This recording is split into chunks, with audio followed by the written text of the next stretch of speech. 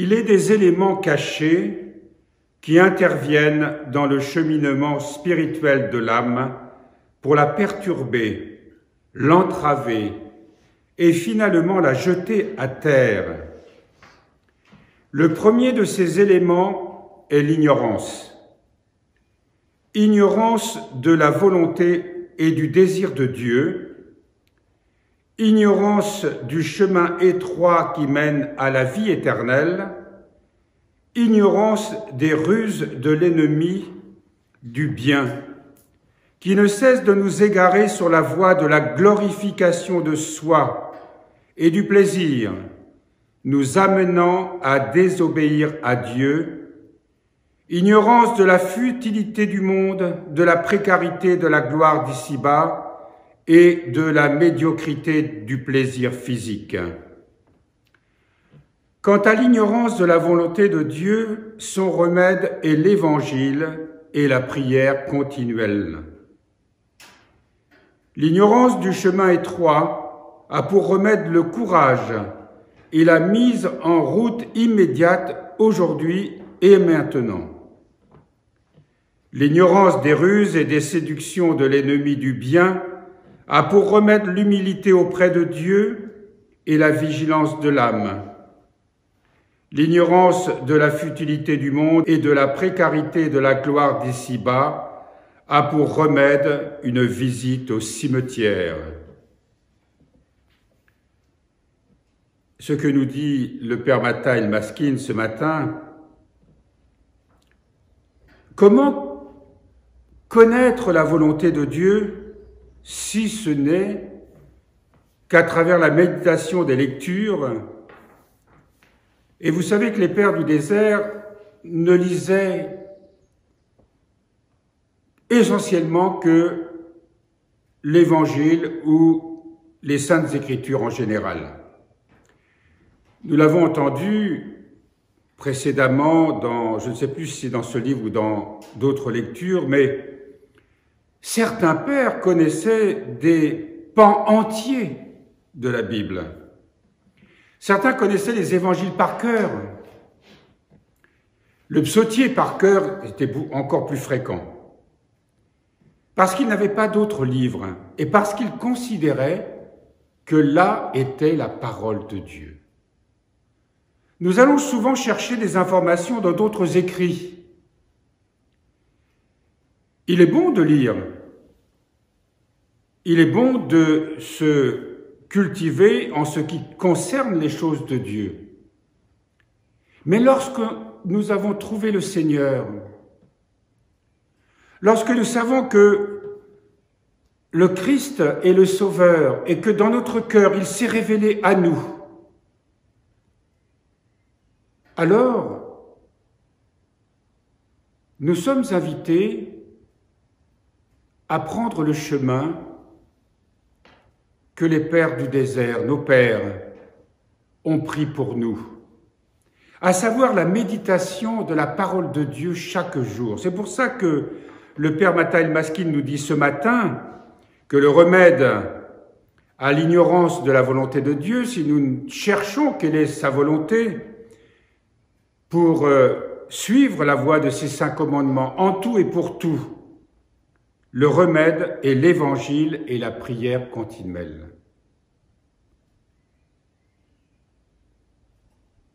Et nous savons qu'à travers les offices, à travers les lectures que nous propose le cycle liturgique, par exemple, mais aussi en ayant dans sa cellule un évangile, de le lire régulièrement, de le méditer. Je me souviens d'une sainte éthiopienne, Sainte Walata, qui essayait de trouver la volonté de Dieu dans les Écritures. Alors elle lisait l'Ancien Testament et elle n'y comprenait rien. Et un ange est venu lui dire qu'il suffisait pour elle de méditer l'Évangile de Jean. L'Évangile de Jean, Jean le théologien, qui nous parle de l'amour de Dieu, de cette nécessité d'aimer Dieu de tout son cœur, de toute son âme, de toute sa force, de tout son esprit, et son prochain comme soi-même, précisant que c'est dans cette méditation que Jésus nous révèle comment aimer, comment lui nous a aimés et comment nous devons aimer comme lui nous a aimés.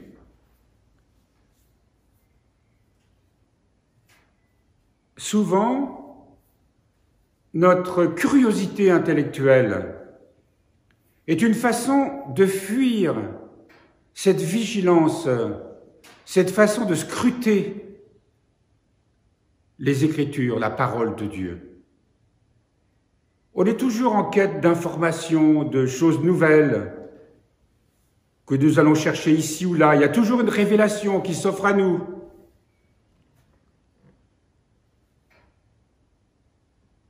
Mais la voie qui nous est proposée ici, chez les Pères du désert, est de s'attacher à la parole de Dieu et de la méditer sans cesse dans une prière incessante. L'ignorance du chemin étroit a pour remède le courage et la mise en route immédiate aujourd'hui et maintenant. Nous sommes souvent velléitaires. Nous remettons à demain ce que nous pourrions faire aujourd'hui. Nous laissons de côté ce qui devrait être essentiel pour nous attacher à des choses futiles, non urgentes. Comment s'engager dans ce chemin étroit si ce n'est que se décider? Et cela, évidemment, nous sera révélé à travers les difficultés de l'existence, les contrariétés, la vie avec les autres, tout ce qui rend difficile le fait de constater combien nous sommes égocentriques, combien nous sommes liés à notre petit moi, combien il a une emprise sur nous, nous éloigne sans cesse de ce chemin étroit. Ce chemin étroit qui, à travers les difficultés du quotidien, doit nous pousser sans cesse à nous tourner vers Dieu. Parce que l'Esprit souvent met dans notre cœur, nous aide à discerner ce que nous avons à faire pour obéir à sa volonté. Nous savons au plus intime de nous-mêmes très souvent ce que nous avons à faire.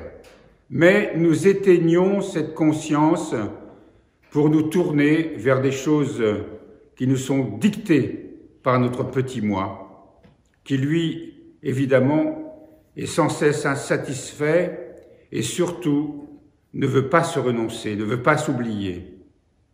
Se mettre en route, continuer inlassablement ce cheminement dans la volonté de Dieu.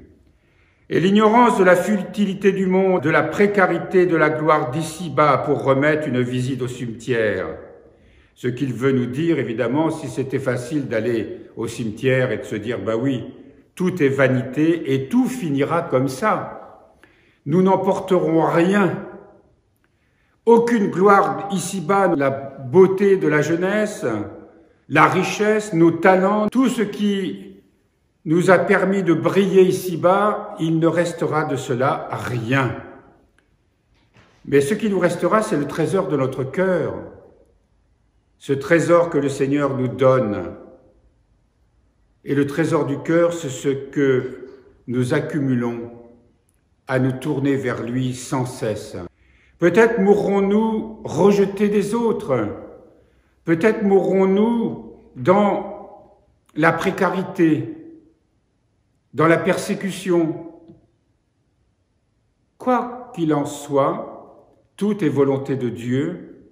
Mais nous savons bien que dans notre cœur, nous aurons accumulé ces grâces que le Seigneur donne à ceux qui lui sont fidèles, ces grâces de paix, de joie, et surtout d'être remplis de cet amour qu'il veut nous faire partager et qu'il nous demande de donner au monde.